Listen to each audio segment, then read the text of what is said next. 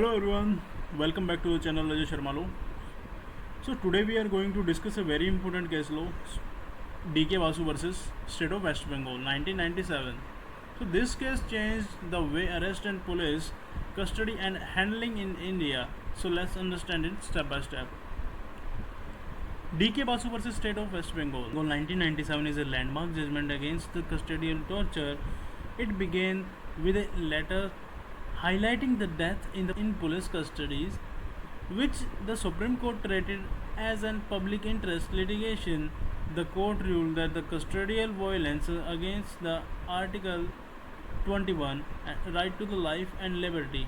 To prevent the abuse, it issues the 11 mandatory guidelines, including the arrest memos, information to the relatives, medical checkup, and the right to the meet up a lawyer.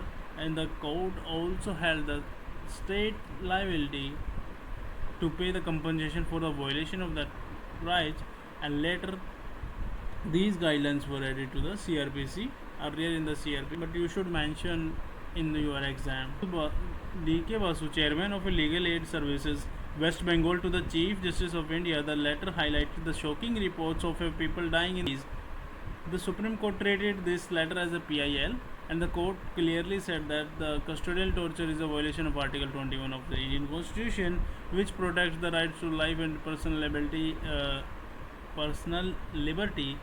Even a person in custody has full human rights, and the state is responsible for their safety.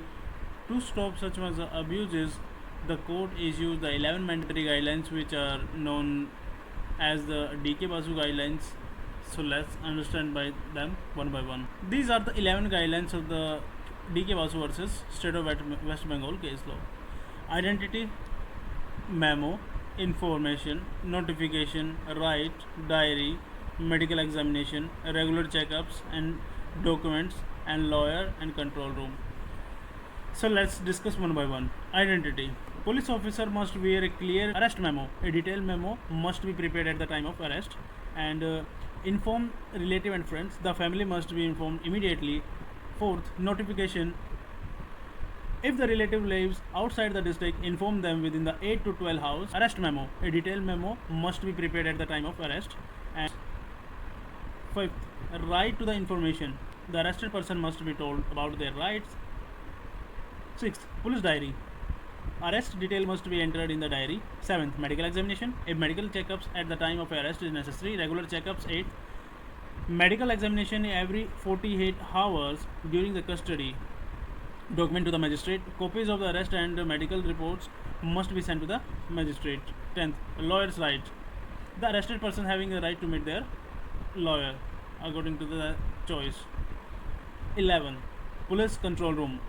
A control room must display the arrest details within the 12 hours. So these are the guidelines of the DK Basu versus State of West Bengal. And these guidelines, they safeguard the human dignity and the Article 21 rights of the person.